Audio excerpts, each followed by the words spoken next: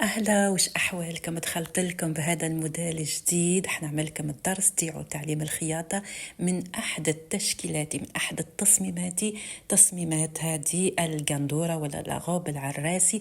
راح تشوفوا طريقة خدمتها من الأول للآخر. راني اخترت لكم التشكيلة جديدة من أحدث الموديلات. ما نحبش نعلمكم حاجات القديمة، بالعكس نعلمكم الحاجات الجديدة هكذا باش تاخذوا مني الأفكار جديدة وأحلى التصميمات. الناس اللي دخلوا جدد مرحبا بكم، كملوا الفيديو للاخر راح يعجبكم باذن الله متاكده. وللناس اللي تحب تتعلم الخياطه راني على وعد، عملت لكم الدرس الثاني في الخياطه وشنو. فقط انتبهوا كتير وتركزوا كتير باش تفهموا الموديل كيف ماشي تخدم من الاول للاخر كما تشوفوا فيه.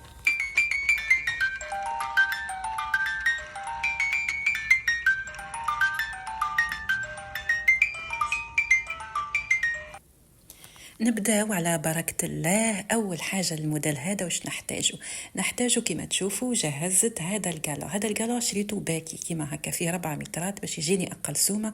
القالو سقاملي قريب 220. هذا الدونتيل هذا تاني سقاملي باش نعطيكم الأسعار تاني سقاملي 90,000 زوز مترات. وهذا القماش 3 أمتار من 6 لخرج جديد. وش حبيت هادو كاليبار بعدين راح تشوفوا كيفاش نخدم بهم. أول حاجة حبيت نفهمكم في القياسات، نعاودوا القياسات مع بعضنا. نحبكم تاخذوا القياسات الصدر تور دي تاي او تور دي بواترين باردون لي اونش والحوض والطول، وتقسموني هذه القياسات على 4 كيما نعدت لكم في الدرس الاول. واللي يحبوا يزيدوا يعاودوا يشوفوا الدرس الاول هكذا باش نربحوا الوقت وما نطولوش الفيديو كتير. قسمت القياسات اللي خديتها كل ب4 بالمتر كيما قلت لكم اخر مره، والطول ودوره الزند والكتف والقياسات اللي نحتاجوها. وهذه تاع هبطة الصدر هنا كما قلنا 28 من الكتف حتى الصدر و45 تاع لاطاي، واللي اونش 62 كما نعطيلكم اخر مره. وقالوني كتير هذه طريقه جديده في القياسات. نعم جديده وسهله تبسط عليكم الخياطه. وتقنيات اخرى تاع القياسات راهي كلها صحيحه. انا اعطيكم في تقنيه سهله للمبتدئين باش تتعلموا. وهنا تعملوا القياسات وتاخذوا القياس تاعك تقسموه على 4 هكذا نجهزوا القياسات تاعنا. شوفوا الفستان هنا، تخيلوا هذا القماش 3 مترات. شوفوا طريقة التطبيق تاعو كيف ماش.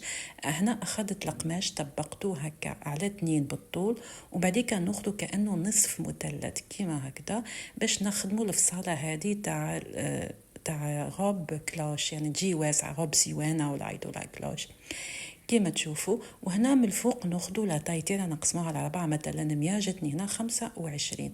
هنا لا تاي تاعنا ناخذوها نقسموها على 4. وهنا ناخذوا الطول، نقولوا الطول 110. نركزوا الطول ونعملوا النقطه تاعهم. ومن الفوق من لا تاي لتحت نحكموا الطول ندوروا 110 و120 وندوروا بنقاط حتى نترسم لنا لا فورم تاع الفستان اللي يكون من تحت. شوفوا معايا مليح. ما نقدرش نفصل لكم فوق الطاوله لاني 3 مترات تاخذ مكان واسع. انا فصلت على الارض، الطاوله تاعي راهي صغيره، لكن هذه الطريقه عملتها مصغره باش تفهموا. شوفوا كيفاش تتفصل. انا جيب سيغان كيفاش تتفصل ونقصوا من هنا على التاي. شوف كيفاش تقصوا، ومن هنا تقصوا طول تكون جهه مغلوقه وجهه مفتوحه. هذه هي الطريقه اللي فصلت بها الفستان تاعي من تحت باش تكون واسعه وعريضه. كما قلت لكم تحكموا القماش 3 مترات، تحكموه مطبق على 2 وطبقوا على طريقة مثلث تخرج لكم هذه الطريقة. هذه الطريقة اللي استعملت بها لاغوب تاعي باش تجينا واسعة وما تكونش بليات وتجي عريضة، والباقي هنا نفصلوا عليه القطعة الفوقانية. راني هنا كما تشوفوا فصلت، أخذت هذه القطعة الزايدة بعدين حنقول لكم اش تعملوا بها. وهنا فصلت الفستان تاعي من تحت راهو عريض وواسع كما تشوفوا فيه. تبقى جهة واحدة فقط مفتوحة راكم تشوفوا فيها. هنا لا تاي راهي واسعة وجاهزة. هذا هو الفستان. فقط شوية انتباه فقط، ان شاء الله راح تفهموا كل الدرس بإذن الله. الآن كما تشوفوا راني فصلت هذه الجهة التحتانية تاع الفستان، حنفصلوا الجهة الفوقانية بالقماش اللي فضل. شوفوا كيفاش ناخذ القماش، انا ناخذ القماش نحط لا ليزار مع لا ليزار. القماش راهو ما يتحطش كيما نحبوا احنا، لا القماش عنده طرق مش تحطوه. دائما تاخذوا القماش يكون القطعة المفتوحة فوق بعضها والقطعة المغلوقة فوق بعض. انا خدت هنا لازم نفصلوا شوية بحيلة باش يكفينا القماش. حطيت القماش هكا فوق بعضها مع انه شوية مخربط كان زايد منا ونا ناقص. نحطوا القطعة الكبيرة فوق بعضها باش نفصلوا ناخدوا الصدر والظهر. راني هنا نقد في القماش، شوفوا معايا كيف ماش. دائما كي تعملوا القماش ما تخلوش البليات ولا القماش يكون منفوخ هكا باش ما يجيش ليكم اعوج. لازم تستفوا وتقدوه بيديكم بشويه بشويه هكذا باش تبداو القياسات. خلاص انا قديت القماش تاعي وحطيته فوق بعضها. اول حاجه ناخذوا لا تاي كما تشوفوا، نجهزوا من هنا. هي نورمالمون تكون 45 بس حنعملها تحت الصدر شويه حتكون اقل، حناخذ تقريبا 40. هنا نعمل الكتف تاعي 21، ما بين 21 هنا ما بين 40 42 كل واحد حسب الطول تاعو. نعمل 28 ما بين تحت 28 تحت حنديروا هنا البانس تاعنا. ديما قلت لكم من الكتف لتحت، شوفوا معايا. والآن ناخذ القياسات تاع الصدر اللي قسمتها على 4. هنا نحط القياس تاعي تاع الصدر اللي قسمته على 4، عملت نقطة 28 وتحت نحطو القياس تاع لاتاي تاع الخصر اللي مقسوم على 4. عملت نقاط. بعدين قلت لكم هنزيدوا 1 سنتيمتر تاع لي بانس و2 سنتيمتر تاع الخياطة و3 سنتيمتر نخليه دائما زايد للخياطة يكون داخل. ديما نزيدوا 1 نخلوه نحتاجوه. ونعمل تقريبا 16 هبط باش نعمل تدويرة ليمونش تاعي. ليمونش كل واحد وزنوده درس ليمونش مرة أخرى هنعمل لكم درس عليه. ونعملوا تقويس اليد. هنا فصلنا القطعة الأمامية وقطعة الظهر مع بعضهم زوز فوق بعضهم. حنقصهم ونحيهم مع بعض وبعدين نفرزوا القطعة الأمامية مع قطعة الخلف كيما حنقصوا. حتشوفوا أنا مش عارفة علاش ما تبانش الصورة، يعني أنا قاعدة نرسم لكم بصح ما يبانش الموديل يبان حتى ننقصه باش تقدروا تشوفوه. هنا راني قصيت القطعتين مع بعض فوق بعضهم. المهم أنا كما قلت لكم لازم تفصلوا بحيلة باش يكفيكم القماش. هذه القطعة الأمامية والقطعة الخلفية. الفرق ما بين القطعة الأمامية والخلفية حنقصوا القطعة الخلفية. القماش اللي بقى الآن حناخذ نفصل منه لي مانش. شوفوا كيف ماش حطيت دائما القماش يكونوا اللاليزير يكونوا فوق بعضهم. وين كاينه الكتيبة تجي مع حافة القماش أنا حطيتها تحت مع بعضهم. علاش نمشيو مع هذه الطريقة باش القماش يمشي يكون صحيح، الحطة تاعو تكون صحيحة يعني كيفاش تحطوه. راح نفصلوا ليمونج. هذه ليمونج تاعي راني جهزتها. بعدين حناخذوا القياسات ونقول لكم. تحت هنا عملت تقريبا 15. كي تعود زنود كبيرة وكي تعود زنود خفيفة تعملوا ما بين 14 والفوق دايما 18. ومن بين الدورية تحت هنعمل 5 سنتيمتر والفتحة تاع الفتحة تقريبا 2 سنتيمتر باش ما تجيش لينا عريضة مع الخياطة. هذاك ما بين 2 و 3 سنتيمتر. ونهبط تحت تقريبا 10 ولا 11. ونرسم هنا التدويرة تاع اليد تاعي كما تشوفوا ونقص بالمقص. ان شاء الله تكونوا انكم فهمتوا. فقط انا نحاول اني نوصل المعلومه على قد ما نقدر باش نفهمكم. نتمنى انكم كلكم قدامي وقاعده انا شرح لكم في الدرس وانتم تسالوا. انا هنا بعيده مش عارفه يعني شي الحاجات مشكم فاهمين الحاجات اللي حابين تعرفوها. لهذا اكتبوا كل شيء في التعليقات. راني نقرا التعليقات على قد ما نقدر ونجاوب على قد ما نقدر مع حسب الوقت.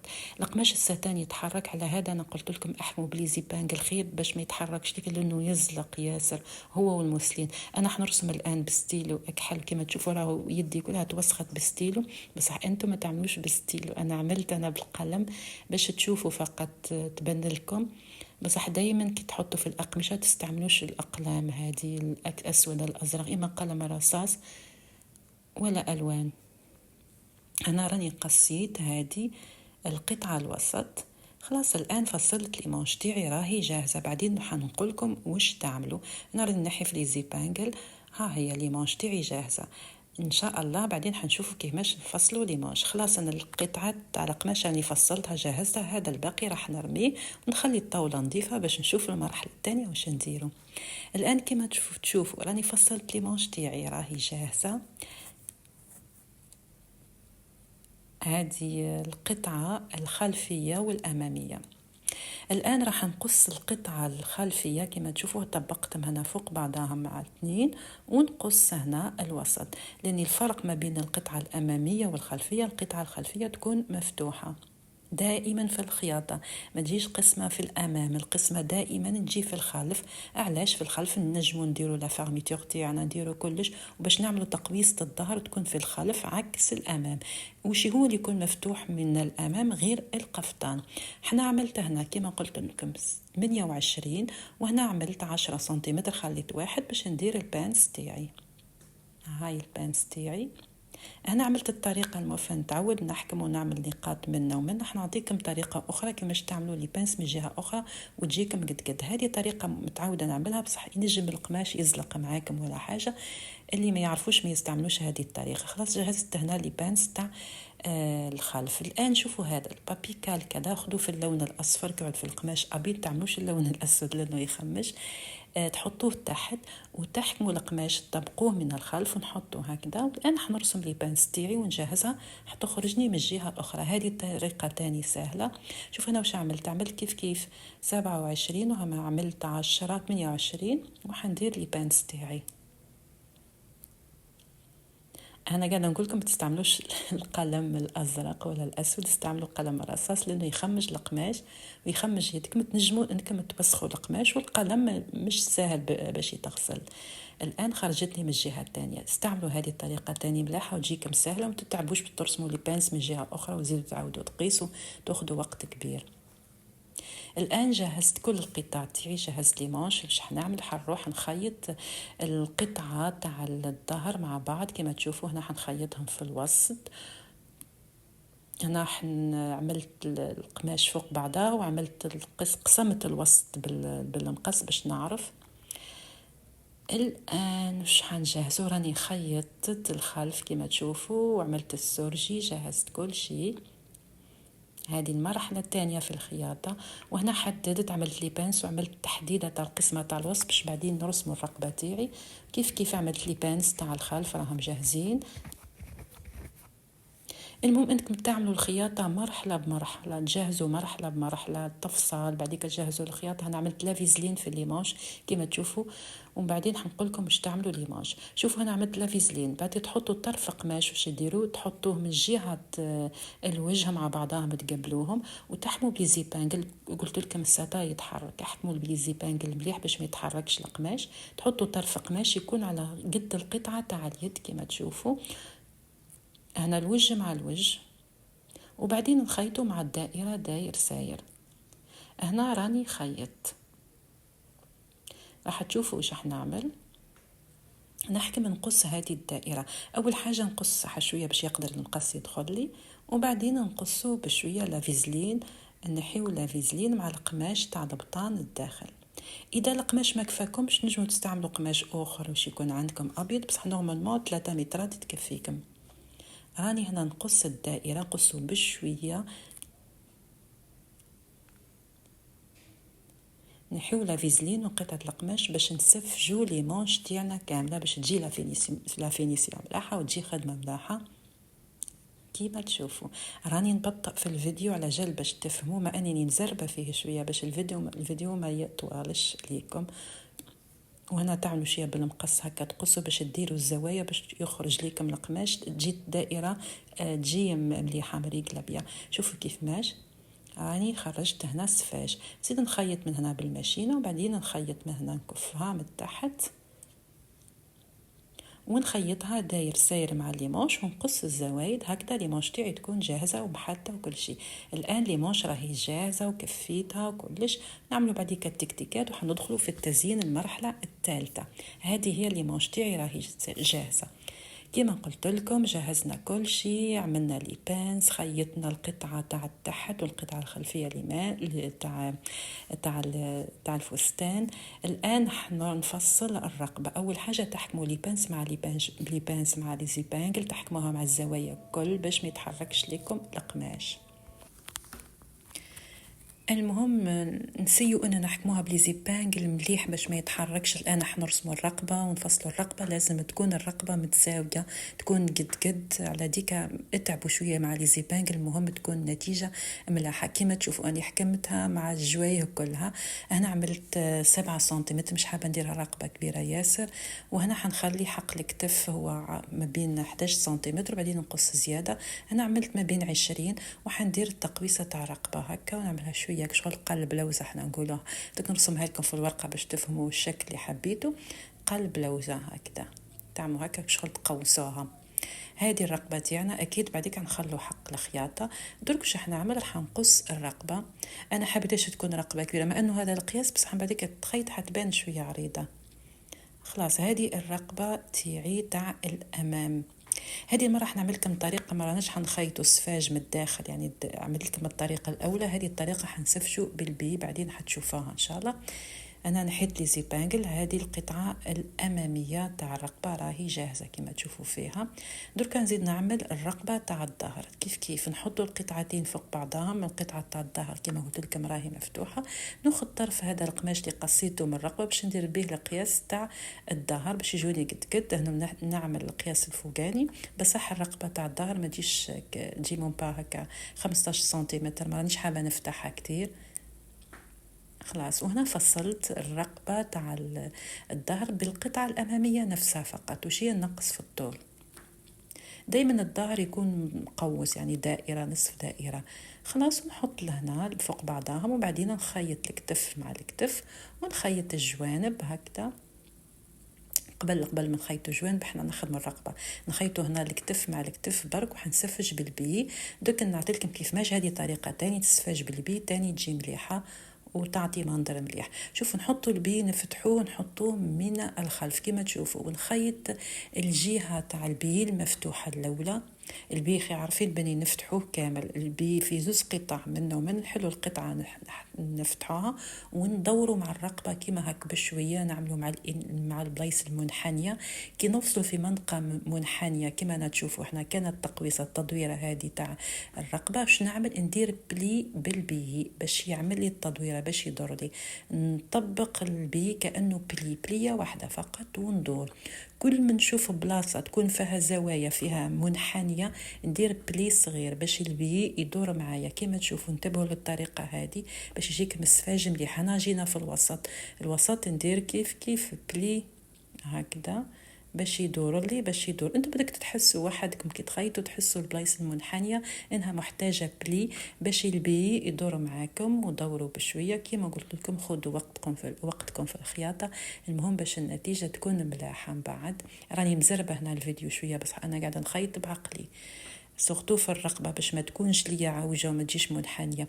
والناس اللي يتعلموا اول مره وحابين يعملوا البي وخايفين تجيهم الصعيبه مع الستا يتحرك، واش ديروا لا فيزلين. لصقوا لا فيزلين جسم تخيطوا البي وبعدين نحوه باش ما يخليش ديك القماش يتحرك. كيما هنا حتى دورت الرقبه من الاول للاخر، درت معاها من الجهه تاع الظهر حتى الرقبه الاماميه وخرجت من الجهه الثانيه. درك شوفوا واش نعمل، نحكموا البي نزيد ندوروه من الجهه الثانيه ونقفلوا به باش يجينا سفاج. راح تشوفوا معايا في الخياط. قبل هذا زيد عملت الخياطه الاماميه تاع البي من الفوق من الرقبه باش نمسك البي مليح وما يتحركش. شوفوا راني خيطو كيف داير ساير ندور مع الرقبه كامله كيما تشوفوا كيفاش ندور معاه بالماشينه. وانتم حاولوا انكم كي تخيطوا ديجا تجبدوا القماش الستا، يعني تحركوه يعني باش ما يجيش متكتك ولا القماش يكون مجبود. تاكدوا لازم تلعبوا كلش باصابعكم بيديكم. زعما راكم تخيطوا واليد راهي قاعده تسوي في القماش، راني قاعدين تقدوا في القماش. شوفوا كيفاش انا راني نخيط ونقد في القماش باش ما نخليهوش يتحرك. شوف كيفاش بيدي نرجع القماش من الخلف وهنا ندور داير ساير الخياطه الاولى تاع الرقبه من الفوق باش نحكم الخياطه مليح. خلاص عملنا هنا الخياطة الأولى كما تشوفوا، راهي الرقبة راهي جاهزة. درك حنزيد الخياطة الثانية تاع السفاج. كيما الآن حنغلق، شوف البي زيد نغلق الجهة الثانية باش نخيط السفاج تاعي. درك واش نعملو، نحكمو هذا الدونتيل اللي جاي كيما هاك شغل البليات 3 في بعضهم. اول حاجه نقص نحي منه طبقه واحده باش يكفيني، نخلي زوج طبقات مع بعض، الطبقه الكبيره تاع الدونتيل هذا نحاها بالمقص، مع انه هذا الدونتيل شويه راهو ناقص في السوق، الالوان ناقصه كتير. هو كان واحد الوقت موضه وبعديك حبس، بصح انا نحب نخدم به هذا الدونتيل. شوف كيما زيد نلصق هذوما القطعتين مع بعض لاني نحيت الخيط اللي كان حاكمهم بعضهم في 3، زيد نعاود نخيطهم. هذوما خاصين للرقبه، ونحكم القطعه هذه القماش هذا الدونتيل راهو 2 امتار، هذوما نحطهم هكا فوق بعضهم ونقسمهم على 2 باش نخلي قطعه لليد اليمنى واليد اليسرى، نقسمهم قد درك حنخدم اليد. ليمونج تاعي راهي مسفشه ومخيطه ومحدة وجاهزه. نحكم هذا الدونتيل ندورو هكذا شويه وندور مع هذيك الدائره بالبليات باش نعمل الزهره تاعي. كيما تشوفوا نعمل بلي ورا بلي وندور، كل ما تحتاجوا تشوفوا البلي تحتاجوه بني تحققوا التدويره. انتم وحدكم بعينيكم ميزانكم راح تعرفوا وقتها تعملوا البليات كبيره، سورتو مع الدورة الفوقانية كتروا هنا البليات باش تجي الوردة مليحة وتجي الدورة مليحة. بليات يجيو ورا بعضهم 1 سنتيمتر دوروا هكذا. شوفوا راني نخيط مع الدائرة اللي عملناها مثقوبة هذيك، راني ندور معاها بهذا الدونتيل قالون هذا المليح جايك شغل هكا كل موسلين هكا فيه تكتيكات وفيه كل خيط هكا رقيق سيلان وقفوا. المهم تلقاو عند الحوالي يبيعوا الحوايج تاع الخياطه. شوف كيفاش تدوروه مع البليات راهو يدور حتى نعملوا شكل الورده تاعنا. لان الجمال في الموديل هذا هو ليمونج تاعو تاني زيناتو. نكملوا البليات عينينا ميزانه حتى نكملوا للحافه الاخيره باش نلصقوا هذوك القطعتين مع بعضهم ونخيطوهم. هنا كملنا، بصح كيما تشوفوا هنا راهو الاخر تاعو راهو مفتوح. باش نكملوا الخدمه ولا فينيسيون راح نعطيلكم كيفاش تعملوا.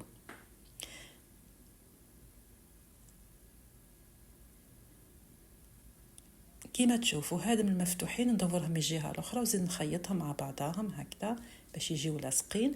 وباش نغطي بعدين هذه الخياط شوفوا كيفاش نخيطهم ونحطهم فوق بعضهم ونخيطهم من الجهه الخلفيه، ما يكونش من الامام مش من الجهه الباينه. وباش نغطوا هذه الخياطه في النص ندير بليه فوقها باش تغطينا الخياطه ما تبانش. كيما قلت لكم حنا ننتبهوا كتير لفينيسيون الحاجات اللي تبان، اليد الرقبه هذوما لازم يكونوا مخيطين مليح ما يكونش فيهم اخطاء. شفتوا الخياطه باش نغطاها شوف حنا نعمل هاي الخياطه في الوسط ندير بليه فوقها باش تتغطى وحتبان كامله داير ساير بالبليات كانها ما راهاش مخيطه. هي حيل بسيطة فقط في الخياطة باش تعطينا منظر مليح. هذه هي ليمونج كيفاش خيطتها. وبعدين هذاك الفراغ واش حنديرو فيه المرحلة الرابعة حنديرو البي، لازم نخلوهوش هكذا، لازم تكون خدمة نظيفة ما نخلوش القماش هكذا. خلاص راني خيط البلي، راني مشيت لكم في الليمونج ببطء باش تفهموا مليح. هاي ليمونج وهاي الزهره تاعي كيفاش جات تهبل الحق مع اللون الوردي. انا كنت ولهت نحب الوردي ياسر، نعشق في الوردي. الان نخيط البي نفتحو بس نحطو من الجهه الخلفيه. شوفوا نحطوا البي تحت الوجه هكذا نخيطوا النص تاعو ندوروه داير ساير مع هذه الدائره. شوفوا انتبهوا فقط معايا بالصوره راح تفهموا بشويه، خيطوا بشويه وحركوا الدائره تاعكم. يعني نخيط بشويه وندز القماش الامام لانها دائره لازم تتحرك معي باش تجيكم الخياطه سهله. نخيط بشويه والبي تاعي راهو مفتوح. حطيت البي من تحت سما حطيته تحت الوردة ما بين السفاج القطعة الأولى، لأني دي حنحط القطعة الثانية من الأمام راح تشوفوا بعدين تفهموا في الصورة أكتر. الآن راني ندور في البي مع الدائرة كاملة حتى نكملت هنا مع الاخر ونقص هذا الزايد. شوفوا كيف ماشي. والان نزيد ندور البي من برا من هنا ونخيطه. خلاص هذه ليمونش راهي كامله وجات خدمه ملاحه. وشي هو بكل مره تلقوا الخيوط نحوا نقصوا عليكم الخيوط على قد ما تقدروا باش بعدين ما تبقاش الخيوط في الموديل تاعكم. شوفوا كيف ماش هزيت البي ودورته من الجهه الثانيه ونزيد نخيطو داير ساير هكذا تجي خدمه مليحه وخدمه نظيفه ويعطينا منظر مليح للتزيين. صح انا حنحط بعدين القالا فوقه حيتغطى بس هكذاك نحب خدمه ملاحه باش ما تخرجش الخيوط الان لي مونش راهم جاهزين مخيطين. عملت لهم البي شوفوا من اللورا وشوفوا من القدام والورده تكون من تحت هابطه شويه. بقاني هذا حنخدم به الرقبه. شوفوا خيطت الرقبه وسفجتها كما تشوفوا كل دقيقه نلقى خيط الناحيه. نكره الخيوط الحق. شوفوا كيف ماشي. هنا حطيت الكتف مع الكتف مخيط الرقبه تاعي مسفجه من البي مخيطه من القدام ومن اللورا. نحكم هذا القالون تاعي اللي خليت زوز طبقات مع بعضهم نحكم في الوسط هكذا ما نقصوش نطبقوا على 2 مترتين ونحكم الوسط ونحطوه هنا مع اسفل الرقبه مع التحت نخلو هكاك 2 سنتيمتر تاع الخياطه ونلصق البي تاعي. شو كيماش نديرو. عملت انا القسمه اللي عملتها بالحديد حددتها باش نعرف مركز الوسط. ولا تعملوا لي زيبانكل ولا تعملوا بخط صغير. واحسن حددوا خير باش تعمل قسمه الحديد ولا بلا توسخوا القماش. ونبدا ندير لي بليات وندور. اكثر البليات نعملها مع تدويره هنا مع التقويسه مش بليات ياسر بليات شويه فقط. ونحط لي زيبانكل لازم انا تخنوا بلي زيبانكل باش ما يتحركش لك بالقماش وباش تجيك مسهله. كيما تشوفوا كيفاش ندور في البليات ونحط بليزي بانجل. انا راح نجهز الرقبه تاعي نعمل هذه الطريقه بشويه فوق الطاوله واخدموا على مهلكم باش تخرج لكم نتيجه مليحه. هذا الموديل يهبل راهو جديد وبخلتكم ما بخلتكمش فيه راني خرجته البارح واليوم عملت الفيديو حنزلوا لكم ان شاء الله اذا كتب ربي اليوم او غدا. المهم قبل ما نخدم بيه وقبل ما لبساتو اي واحدة انا حطيته ليكم باش تخدموا بيه. تعرفوني وش نحب وتعرفوني بني نموت على دعوات الخير. دون دعوات خير فقط. اهم شيء دعوة الخير. كيما تشوفوا راني عملته خيطته كامل من الاول للاخر. راني جهزت القالون تاعي وركبته كل شيء. الان وش راح ندير نحكم الفستان تاعي اي القسمه تاع الفستان تحت. زيد نقفلوا من هنا. شوفوا ايش حنقول لكم. لكن حبيتوا تعملوا فارميتي خلوها محلوله لكن حبيتوا تقفلوا قفلوها كامله. المهم القسمه الخلفيه راهي هي تكون مفتوحه. نحكموا هنا الوسط ونحطوا مع الوسط تاع الفستان منا نحكموا بليزي بانكل الوسط مع الوسط. وكما قلت لكم القطعه الخلف المخيطه هي في الخلف. ونخيط من الجهه هذه ونزيد نخيط من الجهه هذه وراه الفستان تاعي تقريبا قريب يخلص. هنا راني خيطت كيما نعطيت لكم خيطت على الجوانب من هنا على الجانب وعملت السورجي تاعي وخيطته في الوسط وعملت السورجي تاعي. تقريبا الفستان هنا قريب يكمل وراح ندور الفستان من الامام باش تشوفوه كيف ماشي. ركبنا القالون مع بعضنا وعملنا كل شيء كيما تشوفوا. راهو القالون تاعي راكب وخيطنا جوانب. بقات لنا فقط حاجه تقليله. شفت انا الاخر الدونتيل كيما عملنا في الليمونش نخيطو من الخلف كيما هكذا. انا عملت لي زباقل باش تشوفوا نخيطو هنا بالماشينه بعدين ونقصوا هذا الزايد. هنا نقصوا هذا الزايد ومن بعدين كنخيطوه نحكموه هنا بخياطه في بالماشينه باش يثبت ويحكم وما يتحركش لينا. هذه الحاجات هذه مهمه ياسر في الخياطه باش تكمل لا فينيسيون تاعنا باش تكون القندوره تاعنا ملاحه. شوفوا قداه من طريقه عملناها ومازلنا ما كملناش القندوره. هذا باش نقولوا للناس اللي يقولوا الخياطه راهي سهله علاش راكم تغليو. زيد هنا تاني نخيطوا هذه الجهه اللي طالعه من هنا من الامام نخيطوها. دركا حطينا الكتف مع الكتف باش نقاليزيو الكتف تاعنا ونريقلو الكتف كما تشوفوا. حطينا الوسط مع الوسط، الكتف مع الكتف. تأكدوا بني كل ما تكون القسمة هذه اليمنى واليسرى يكونوا قياس واحد. الآن حنزيد نقد لي مش هنا عملت الكتف تاعي تقريبا 10، وزيد نتأكد بخليت 1 سنتيمتر. نتأكد كش ما تكون الزيادات بعدين نقصها بالمقص. نثبت صح كل شيء بالقلم، عملت هنا القلم باش نعرف وين نقص. وهنا كي تقصوا الكتف احموا بليزي بانجل في قماش ساتا ولا اي قماش هكذا باش ما يتحركش ليكم. تاكدوا بينهم مضبطين فوق بعضاهم قد قد وملاح باش ما تكونش العوجه الجهه اليمنى على اليسرى، يكونوا قد بعضاهم. وانا ندور بقلم رصاص باش بعدين نعرف الخط كيماش نقص. هنا يسموه قاليز. نتاكد القياسات. هنا عملت ما بين 16 حتى 17 حسب التدويره تاع اليد. كما قلت لكم حنعملوا درس خاص باليد باش تعملوا ليمونش هذيك نعملوها درس خاص. انا شوفوا حنقص الزياده هذه لاني الان في المرحله الاخيره وحنركب ليمونش تاعي.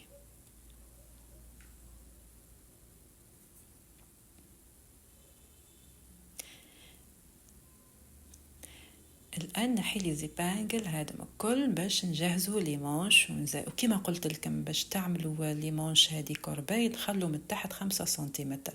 شوفوا هنا كان زياده، شوفوها من الامام حتجيك شغل القماش تحسوه بانه يكون زايد. نقدروا هنا نديروا واحد البانس صغيره نعملوا النقاط تاعها ما بين هكاك 5 سنتيمتر ونديروا النقاط. اصلا هي لي بانس تخرج وحدها. احنا عملت لكم هذه الطريقه. انا عملت بالمقص باش نعرف انا نحط لي بانس تاعي. عندنا اما نعملوا الطريقه تاع لي بانس، وكان طريقه اخرى هذه من اختراعاتي نعملوها تاع لاستيك باش تجيش القندوره من تحت واسعه ومهدها. نشوفوا حنديروا لي بانس وحنعطي لكم الطريقه الثانيه هي تاع لاستيك بعدين حنشوفوها مع بعضنا. الان راح نركب المانش كورباي تاعي. راني فهمتكم كيفاش تركب مانش كورباي. نخلوا تقريبا 5-6 سنتيمتر من تحت وتعملوا علامه باش تعرفوا تحبسوا لي مانش تاعكم. وعملنا تكتيكات 3 بليات منا و3 بليات من هنا باش لي مانش تجي بومبي كيما هكذا. شوفوا كي تعود واحده زنودها كبيره كي تعملوا ما بين 15 وكعود واحده زنودها صغيره متوسطه حاولوا تعملوا ما بين الاخر 13 12 باش تجي لي مانش ملاحه ما تجيش واسعه وتجي طايحه. تاكدوا كل واحده وزنوا. انا نقصت هنا حبيت لي مانش تجيني ظريفونه ما عملتهاش 15 تقريبا 12 سنتيمتر. راني لصقت لي مانش الاولى كما تشوفوا ومن بعدين الحال لصقوا الدونتيل مع بعضها باش ما نخلوهوش هكذا طالع. لصقوه ما بين الكتف كما نعدت لكم وزيدوا لصقوه منا ومن هنا باش يحكم ويعطينا منظر مليح. تقريبا القندوره تاعي قريب تكمل وقريب نشوفوها كامله مع بعضنا. انا شوفوا قاعده نفهم فيكم كيفاش تحطوا الكتف مع الكتف. راهي القندوره تقريبا جاهزه. ان شاء الله انتم تاني تشوفوا قندورتكم اللي تخيطوها جاهزه هكذا وتوصلوا المرحله هذه وتذكروني باذن الله وتقولوا مدام دونتيل علمتنا هذا الموديل وان شاء الله تلبسوه بالصحه ولهنا يا ربي. هنا نحطوا الوسط مع الوسط تاع لي مانش كورباي ونحطوا هكذا ونخيط الجهه اليمنى مع الجهه اليسرى وخلاص. هذه اللي مانش راهي طريقه سهله خلاص. ومن بعدين نعمل السورجي في اللي مانش باش تكون الخدمه نظيفه. الان راني لصقت لي مانش عملت السورجي تاعي كما تشوفوا داير ساير منا امام ومن اليسار مسورجي باش تكون خدمتنا كما قلت لكم منقيه من برا ومن الداخل. هذا هو شعارنا اللي تعلموا عندي نحبوا الاتقان. خدمتنا نظيفه تكون من برا ومن الداخل. كما تشوفوا بريسك هذا الغب راهي كامله. عملنا السورجي نظفناها وكل شيء وجهزنا الكالون. راكم كنتوا معايا مرحله بمرحله. كما تشوفوا هذه الزياده هي اللي عملت لي مشكل وهي اللي تقلقني وحتى تظهر لكم كثير في فساتين كثير. وش نعاود لكم تعملوا هنا تلموا هذيك الزياده تعملوا هنا بانس بس حال بانس ركبوها حتى تركبوا لي مانش باش تخرج لكم الزياده وحدها. يا اما تعملوا لي بانس وتحكموا البلاصه تاعها تحطوهم فوق بعضهم ولا نعطيكم الطريقه الثانيه واللي نعملها سهله. تعملوا شويه لاستيك من هنا يجبد هذيك الزياده وتكون اللي تلبس لاغوب مرتاحه ما يبقاش هنا ما يبانوش زنوده ما يبانش جسمها من تحت وتعطي منظر جميل وراح تكون اسهل. طريقه اللاستيك ثاني راهي مليحه راهي من اختراعي وديما نعملها وتعجب كثير يلبسوا الفساتين تاعي. كيما كيما تشوفوني خيطت هنا على جوانب، حكمت الدونتيل كيما هكذا باش ما يتحركش، وحكمته في الوسط وحكمته في الجوايه اللي نشوفوا فيها خارج كيما هنا تاني في الزوايا حكمته. تقريبا الموديل تاعي راهو كامل. درك واش تحكموا لكم بفيل نقيوها كامله ما تخلوا فيها حتى خيط، ونزيدوا نحددوها ونجهزوا كل شيء باش نبداو في مرحله التزيين. درجنتوتي راهي نقيتها وراهي محدة، راهي جاهزة كيما تشوفوا فيها منورة كيما الزهرة وجات تهبل، مع اني بسطتها لكن فيها خدمة. راكم شفتوا خدمتها كيف ماش. الان راح نحطوا القلا. هذا القلا مخدوم فوق الجيلاتين راهو جاهز يتباع. هذا القلا مليح فيه لي باغل جاهز غير تحطوه. انا عجبني الحق لقيته. انا نشري بالباكين خير احسن باش يجيني اقل، لو نشري بالمتر يجيني اكثر. شوفوا كيف ماش زيد ندور هنا القلا مع الطريقة هذه. انا قاعده نحط لكم فيه قبل ما نلصقوا قبل ما نخيطوا باش تفهموا كيفاش تحطوا القلا. القلا تقريبا تاخذ 3 مترات. انا شريت هذا القلا قلت لكم جو بونس يا 220 ولا نسيت ولا 230 والله نسيت. فيه 4 أمتار بقات لي منه تقريبا متر. شريت باكي لاني نزلت نحتاجه في حاجات اخرى. ندوروه داير ساير مع الرقبه يعطينا منظر مليح كما تشوفوا فيه. حطوه بالطريقه هذه، وفي الزوايا تحاولوا تعملوا له توسيع. يا اما تلصقوه بهذه اللصقه تاع 6 ميل. بصح اللصقه لازم تاخذوا حذركم لازم لها تشيح، ولا بالبيستولي، ولا تستعملوا الخيط تاع لالين. انتم حرين، عندكم 3 انواع التلصاق اللي يجيكم سهل اخذوا به. وبعدين هذه الاحجار راح نقول لكم نعملها، حنحطها في بعض الفراغات اللي حتكون في الامام، حتشوفوها كيف ماش تعطي منظر مليح. شوفوا حطيت هذه الفراغات حطيت فيهم هذا من اللي باغل باش تعمل لي منظر مليح. وحطيت القلا هنا في هذه وسط الثقبه تاع ليماج جات تاني تهبل فوق البي. كيما قلت لكم اني عملنا البي راهو مغطي بصح باش يعطينا خدمه نظيفه. شوفوا القندوره كيف ماش جات، راهي وحدها تنطق تقول لكم شكون اللي يلبسني. درك خيطها ولبسها باش تتمتعوا بجمالها.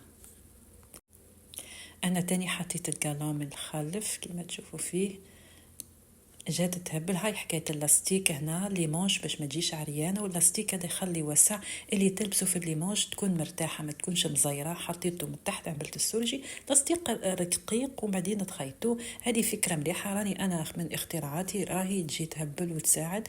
وتنجموا تستغنيوا على لي بانس هذيك اللي تعملوها بالامام تنجم تقلقكم وكل شيء، تستعملوا هذه الطريقه احسن. لكن هذه الطريقه في القناضر فقط. الان مع بعضنا نشوفوا الموديل راهو كمل. شوفوا كيفاش جاي هبل جا روعه. من تحت واسع تلبسوه من الفوق جي سانتري، من تحت واسع ايفازي جاي هبل جا مليح. هاي الرقبه تاعو هنا كيما جا. ان شاء الله تخيطوا هذا الموديل، متاكده منكم راح تقدروا تخيطوه وتخدموه. راني عملت لكم الدرس من الاول للاخر، واللي ما فهمش حاجه يكتبني في التعليقات ان شاء الله راح نجاوب عليكم. وش حنقول لكم مازال الدروس اخرى باذن الله حنزيد نعملها. نحب تعليقات اكثر، نحبكم بارطاجيوا الفيديو مع بعضاكم باش تتوسع قناتي.